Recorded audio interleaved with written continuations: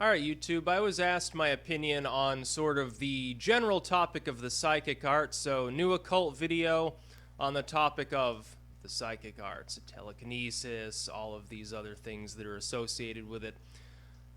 I don't believe in most of these things. Telepathy, I think people have written books on how to levitate, how to move things without touching them, how to read minds for quite some time now. And there's these don't deal with spiritual phenomenon in the sense of the more genuine, the more philosophical aspect of the occult. They don't deal with folk ritualism like the Little Albert or something with all of its herbal recipes for different folk magic, curse somebody with this string, heal this infirmity with these herbs or something. It doesn't delve into what could be considered the fringe of natural science or philosophy. It doesn't delve into the pure spirituality of invocations to demons and stuff like that. It talks about physical phenomena. Telekinesis is a physical phenomena ascribed to the psychic arts as literally using your mind in some way to cause things. It's sort of like, using the Force in Star Wars, causing things to move around without touching them. I've never seen any evidence that this is reality. Every time I see some documentary footage of some ritual where someone's supposedly levitating, it's easily disproved nonsense, where somebody is actually balancing on a string or they're getting dangled from by their congregants hiding up in the trees or something like that. Every time I see something that supposedly relates to telekinesis, it looks like they're doing some sort of trick with magnetism.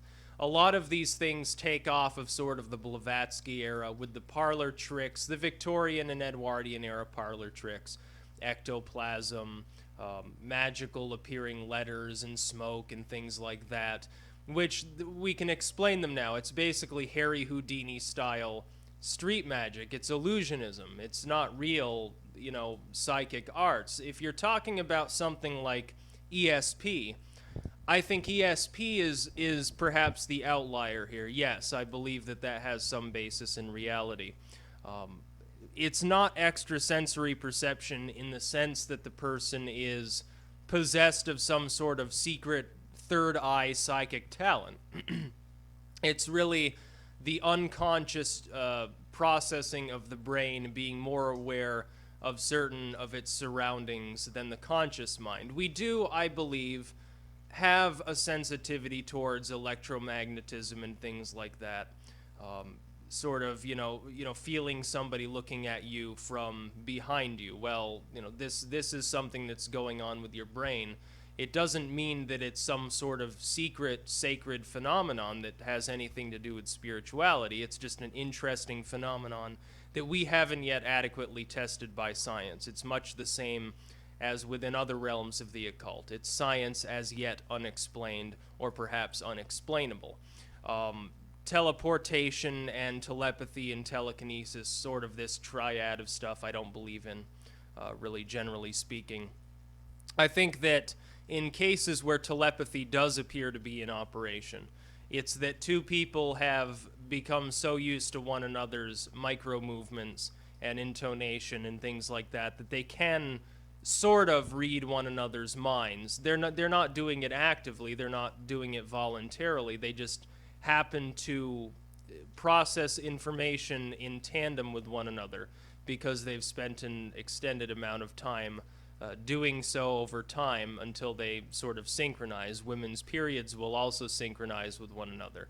Does this mean that it's a spiritual phenomenon? No, it's a biological phenomenon. This is biology. The brain is biology. It's something going on within the human brain. The fact that we can't fully quantify it doesn't mean that it's a special phenomenon. Mystic, yeah, you can call it a mystic phenomenon because it's not explained yet, but is it an occult phenomenon? Not really. It has nothing to do with, well, there's a demon inside of your head communicating with the demon inside this other person's head or something. Levitation is the most easily disproven. Telekinesis is right up there. And in the past, I had said, well, yeah, maybe it could work. I'm becoming more and more sure that such things don't work because there's already a huge core of literature on the subject. And yet, you would think if this phenomena were actually capable of being used by the people who claim to be able to do such things, that they could supply some level of evidence that they were doing so.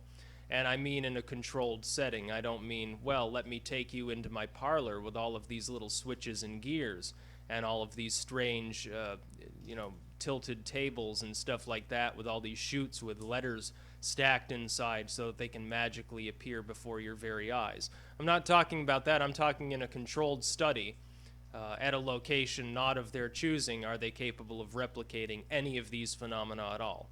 The answer is no. Therefore, it's fraudulent. It's like channelers and mediums and stuff like that. It's illusionism. It's a trick. It's a ruse that's played on people. Interesting? Yeah. Does it take talent to pull something like that off believably? Of course it does. It's not that these people lack talent. It's just the talent that they happen to have isn't they can actually cause things to move without touching them. Not without magnets or levers or something like that. It's like street magicians.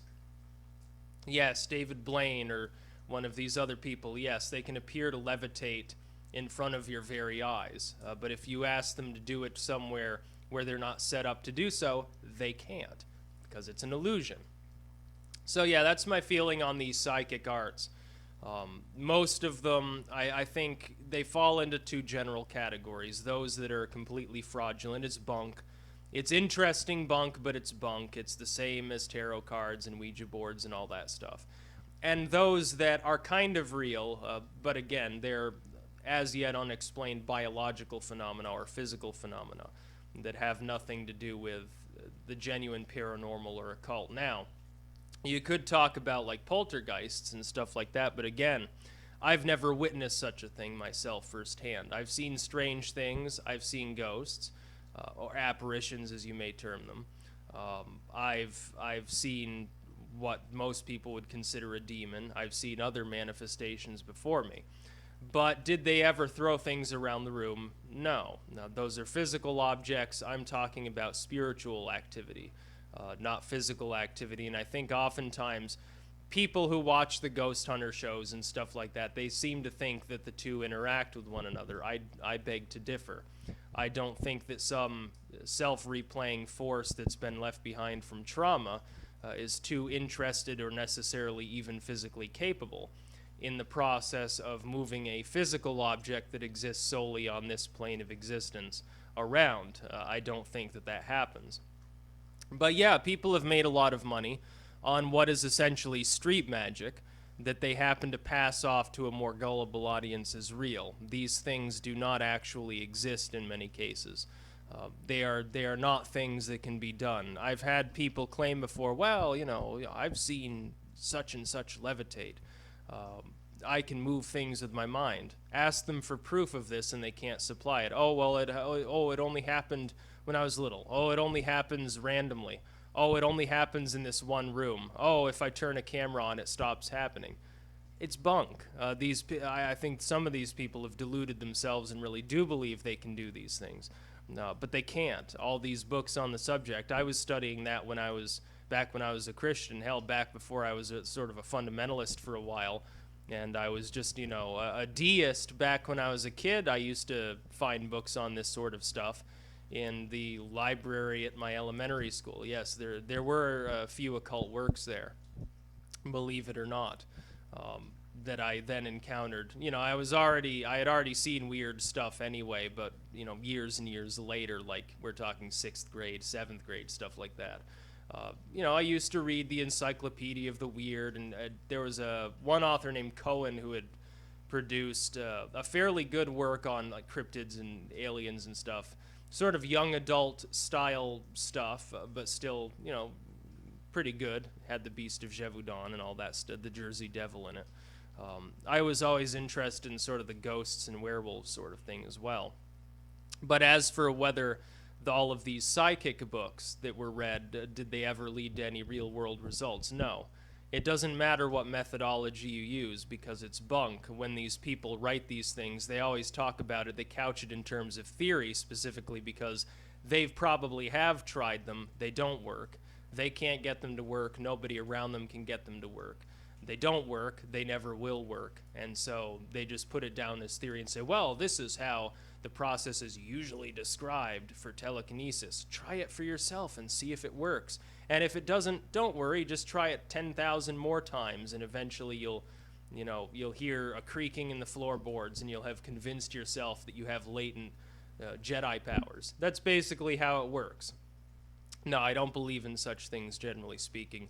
And where they do have some basis in reality, they are mundane phenomena that we cannot quite quantify to our satisfaction. That's about all. Peace out.